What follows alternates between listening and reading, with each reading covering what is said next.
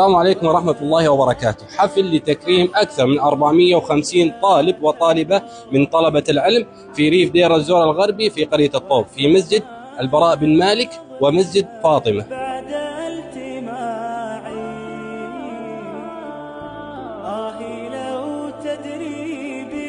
وكما قال عليه الصلاة والسلام: خيركم من تعلم القرآن وعلمه. حين قالوا أشرقت الشمس ونحن فخورين جدا في هذه المبادرات الطيبة من أبناء دير الزور وبذلهم وسعيهم في تحفيظ وتعليم هؤلاء الأطفال. هؤلاء الأطفال هم أمانة في رقبتنا، هؤلاء الأطفال هم جيل هذه الأمة.